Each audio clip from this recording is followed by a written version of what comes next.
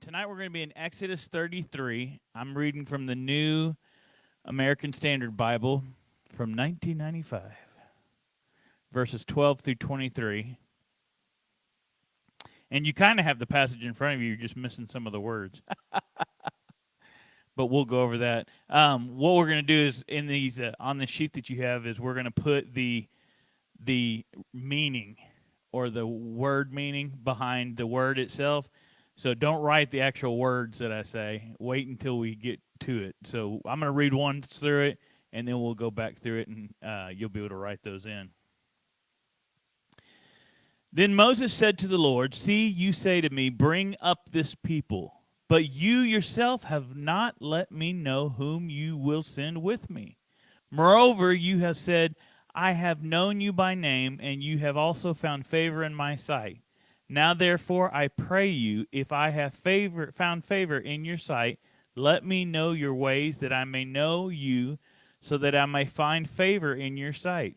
Consider, too, that this nation is your people."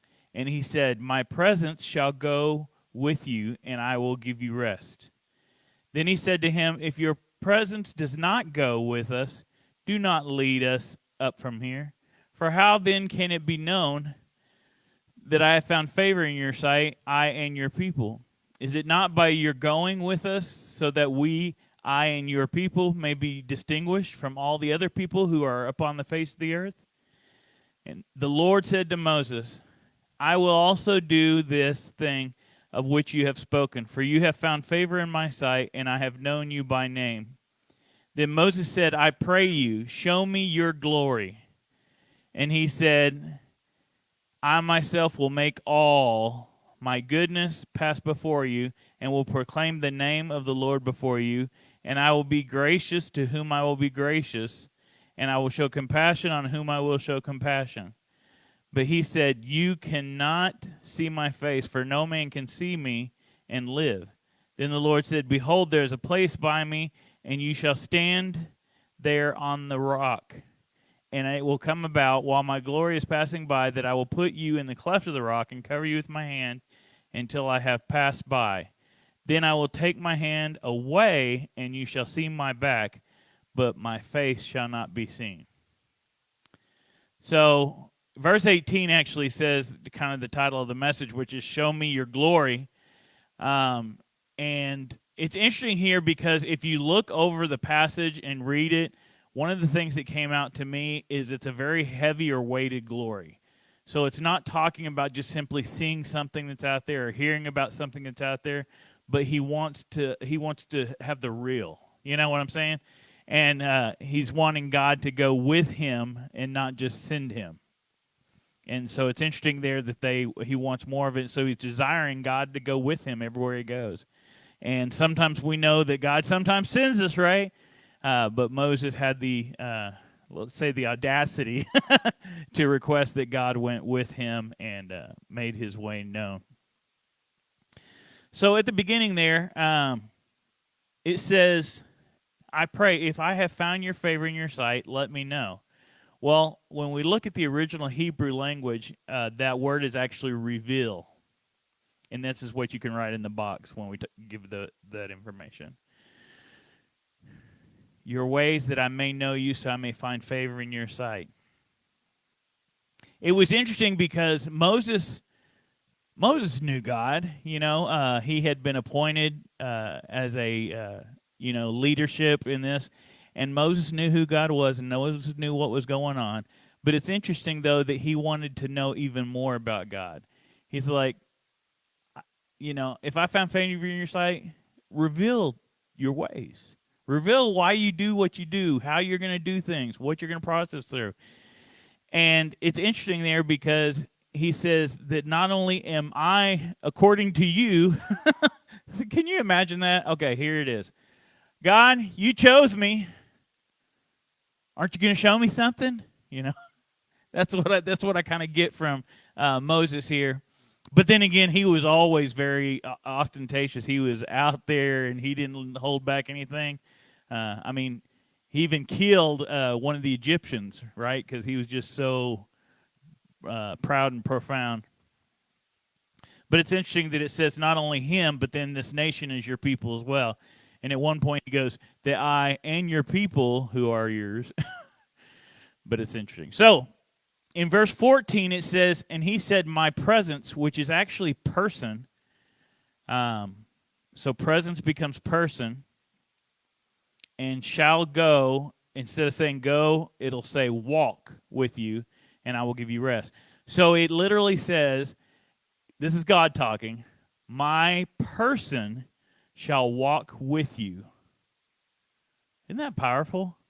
Not just, because we understand, the presence of God and everything like that, and we can feel the presence of God, but to actually think that God is walking alongside of us, that's pretty powerful. And not just his presence, but his person. And so we don't know if that was specifically, God actually just walking beside him and, being able to see that kind of, see it, feel it, however it works, or if it was some manifestation of God being shown there at that time that was walking along with them. But it was cool because it wasn't just his presence, but it was his person. And so that's why sometimes we have to be a little bit more intuitive and kind of look into things, because person versus presence is a big difference to me. I mean, I don't have to be here and you can know that I was here. That's presence, But person, that's me right here. I'm here, with you. And so in person. And the fact that it shall walk with me. And I always think of Andy walks with me, Andy talks with me. That's also when I found out God's first name was Andy. But sorry, I had to get that in there. And then it says, for then how can it be known that I have found favor in your sight? And, oh wait, hold on, I jumped ahead there. Then he said to him, if your presence or person does not go, which is actually walk, with us, do not cause us to ascend up from here. So, I love it. How profound. God says, my person is going to walk with you and I will give you rest. And Moses said, if your person is going to walk with us, do not lead us up from here if you don't go. And it was kind of like, he just said he was going. I mean, so sometimes I think Moses had a hard head. And I know how that feels because I have a hard head of my own, and I have to learn a lot of things by hard knocks at times. And my mother-in-law can say yes to that. In fact, we were just talking about the fact that I tried to, that I had fallen, but I tried to make a scaffolding out of 2 ladders and a piece of plywood and then another ladder. And so I had the 2 ladders standing, A-frame ladders, and then I had the board going across it, and then I stuck another ladder, but it was just a single file ladder on top of it, and I was working on siding on this tall building, church building that we were working on. And needless to say, one little slip, and man, I came tumbling down. And it was sad because it was all like concrete block below, and so it didn't feel very good. And from that point forward, I said, I ain't doing that kind of stuff no more. If you want to get me on scaffolding, you got to get me some real scaffolding. I ain't doing this halfway thing.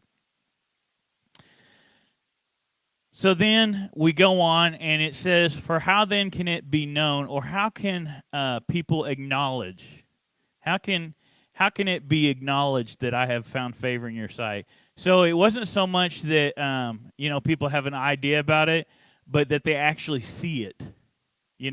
They recognize it. They acknowledge the fact that this is God walking with them. These are special people. This isn't just somebody, just saying they're this way.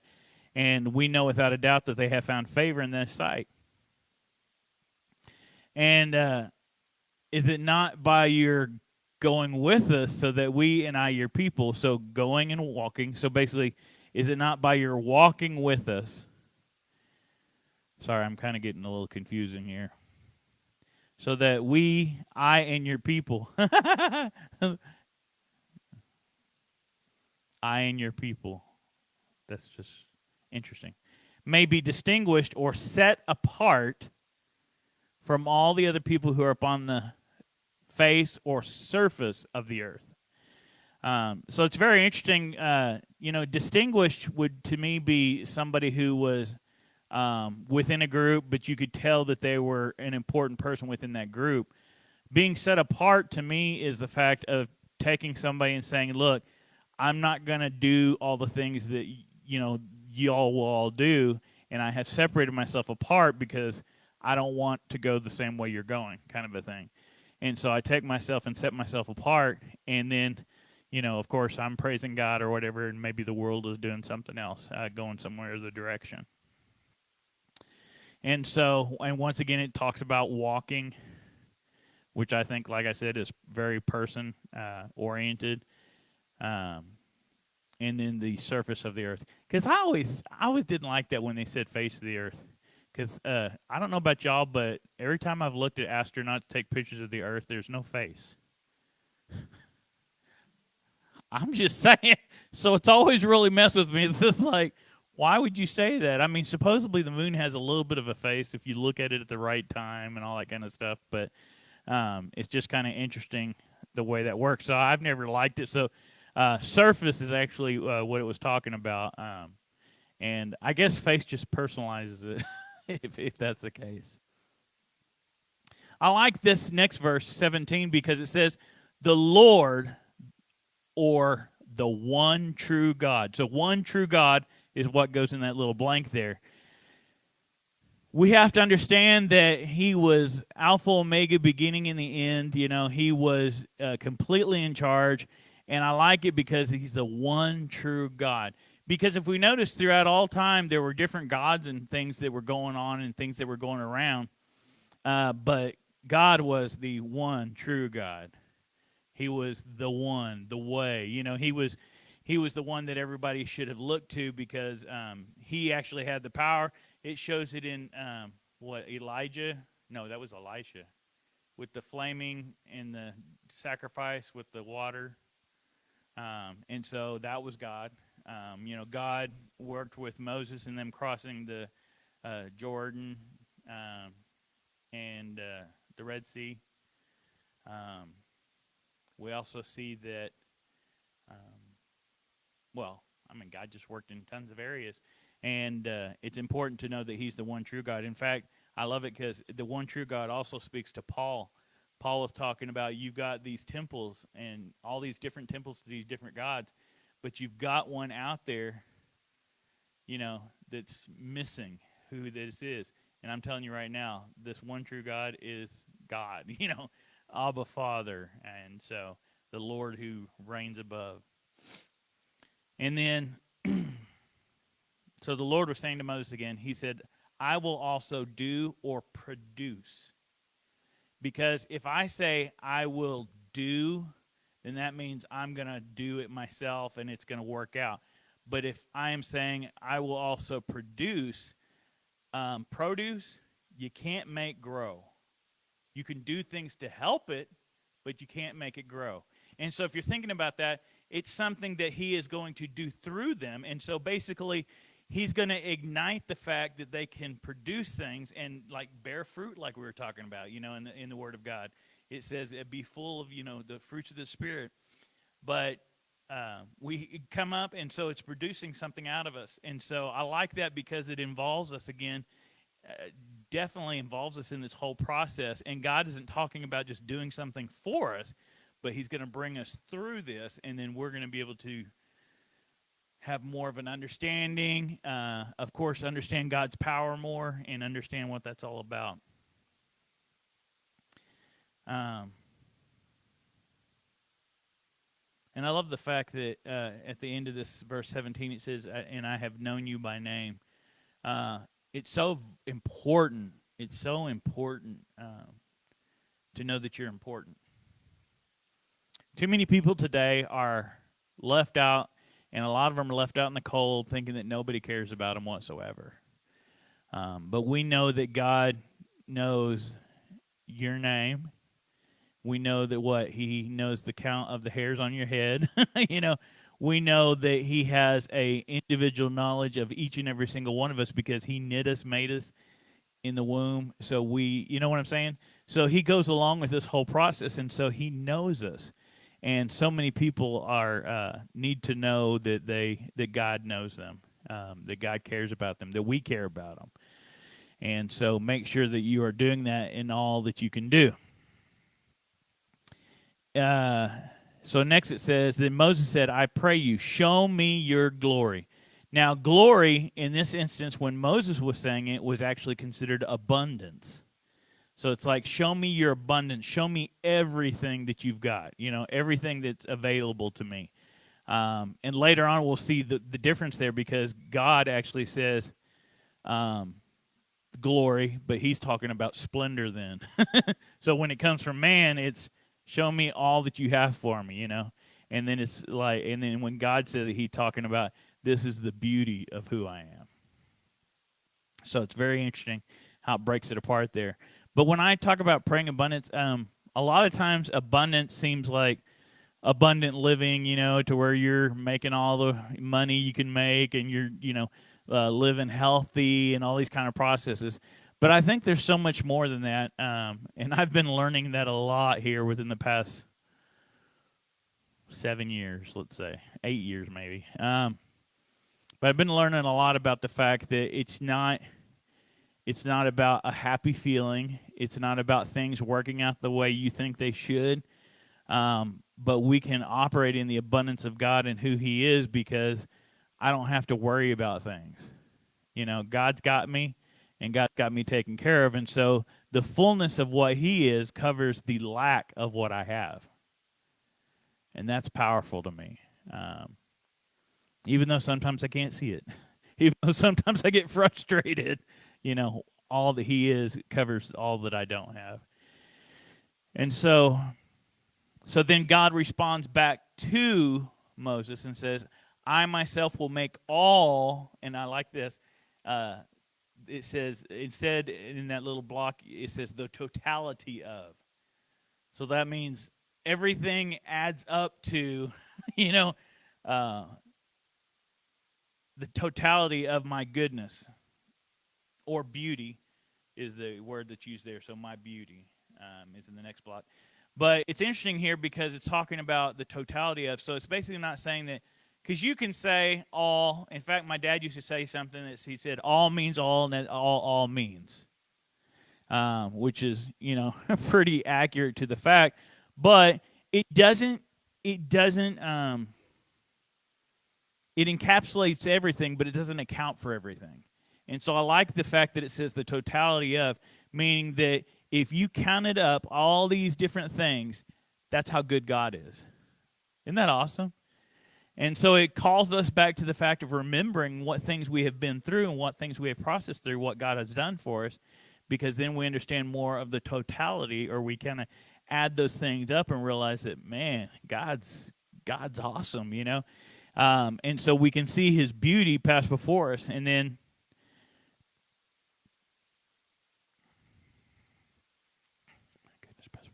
and will proclaim the name of the Lord before you. And here where it says name, it's actually glory. So he's talking about the fact that trying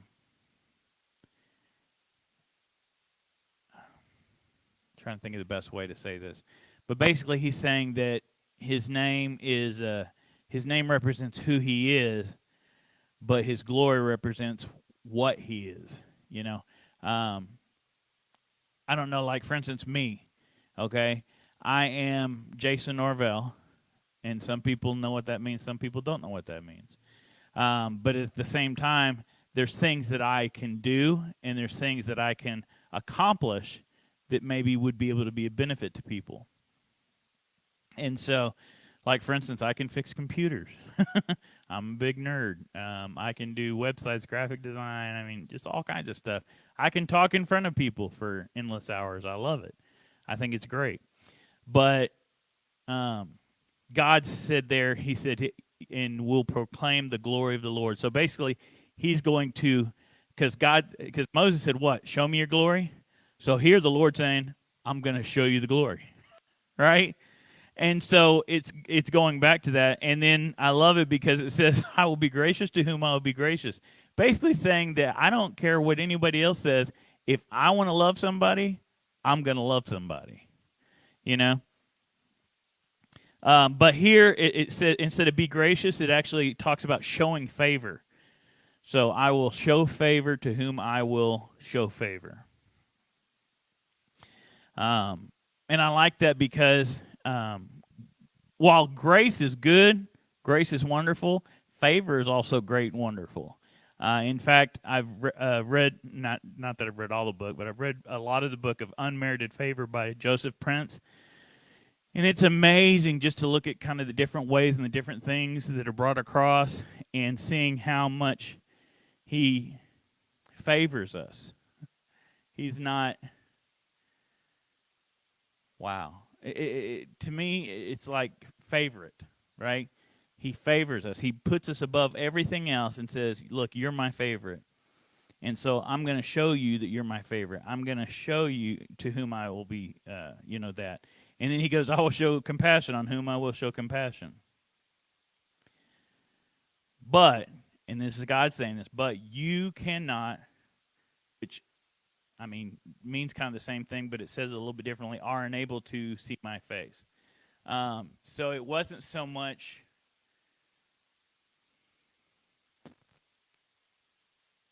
cannot would mean that I said, no, don't do it, right? So you cannot do this. Are unable to see is actually more representative of what it is, because our natural eyes couldn't even begin to imagine or see the glory of God in direct, without being going to heaven ourselves, at that point. And it talks about that later, about it remaining alive. So he says, no man, you are unable to see my face, for no, and it says man, but it's actually talking about human beings. I know they use the word man because when they were transcribing and when they were working all those kind of stuff, men were seen as, those who were kind of forward in the church and things like that. So that's why they did that. But I like it because human being is more encompassing and more of an understanding. Because actually, man is mankind, meaning that all of us, who exist, that not just males. No man can look at me and remain alive.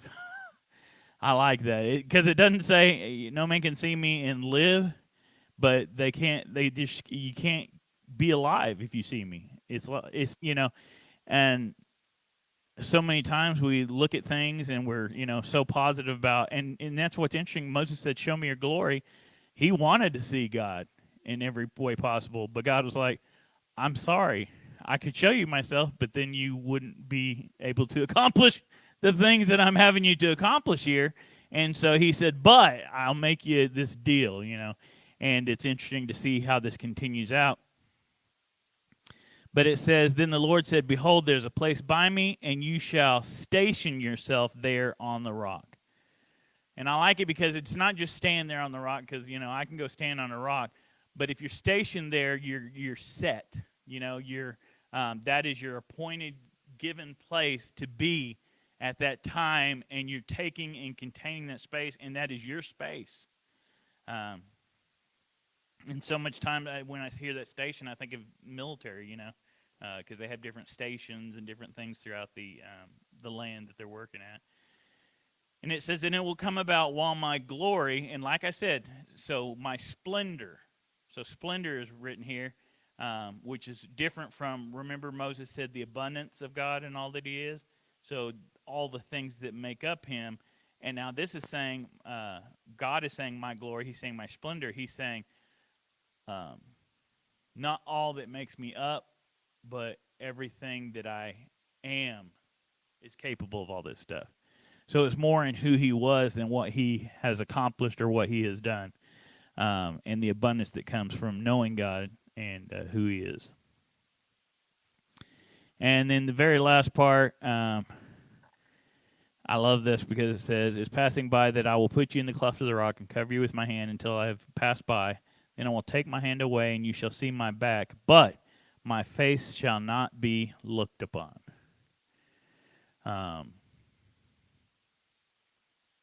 Yeah.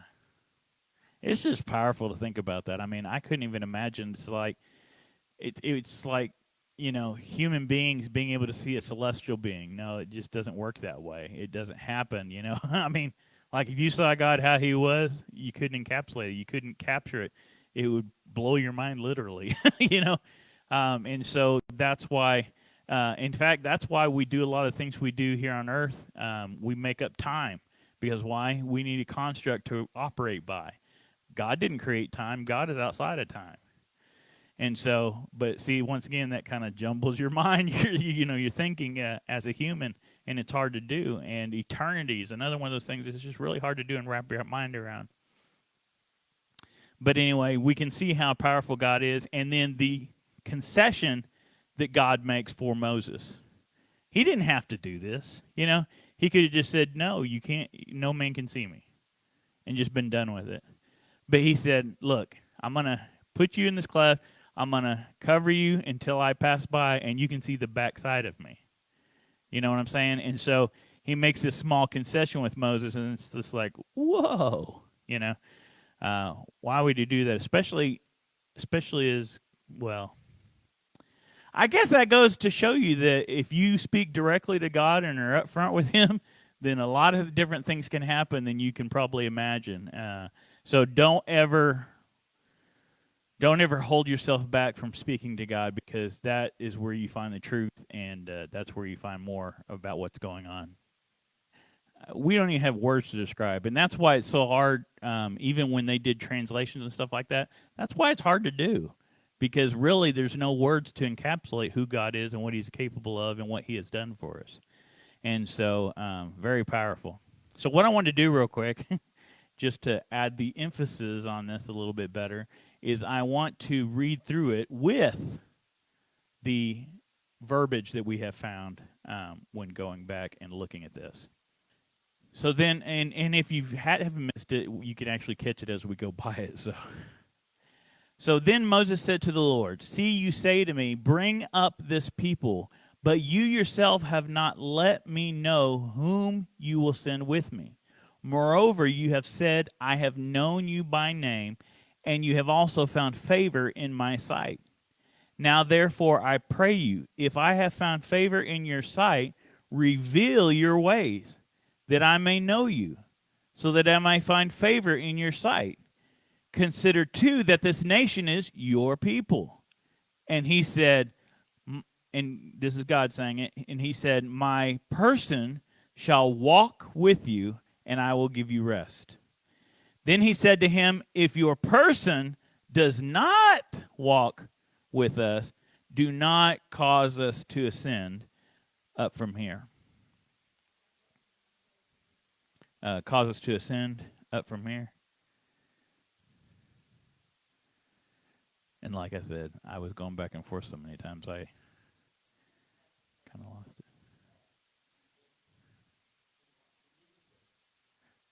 I got you. Yeah, because lead is the original word. Yeah, and so cause us to ascend is the new verbiage there. "For how then can it be acknowledged that I have found favor in your sight, and I and your people? Is it not going is it not by your walking with us, so that we, I and your people, may be set apart from all the other people who are upon the surface of the earth?" The one true God said to Moses, "I will also produce this thing of which you have spoken, for you have found favor in my sight, and I have known you by name." Then Moses said, "I pray you, show me your abundance." And he said, "I myself will make the totality of my beauty pass before you, and will proclaim the glory of the Lord before you. And I will show favor to whom I will show favor, and will show compassion on whom I will show compassion." But he said, "You are unable to see my face. For no human being can look at me and remain alive." Then the Lord said, Behold, there's a place by me, and you shall station yourself there on the rock. And it will come about while my splendor is passing by, that I will put you in the cleft of the rock and cover you with my hand until I have passed by. Then I will take my hand away, and you shall see my back, but my face shall not be looked upon. Anyway, it's just another way of reading the same passage, just giving you a different understanding of things and how they kind of play together. And I am always one of those people who likes to get just down to the I like to get down to the real. I don't like to, speak in Ecclesiastes, whatever, Greek and all the words themselves, but I do like the meaning behind the words, and that's what's very important to us because God spoke this way and then men pinned it down.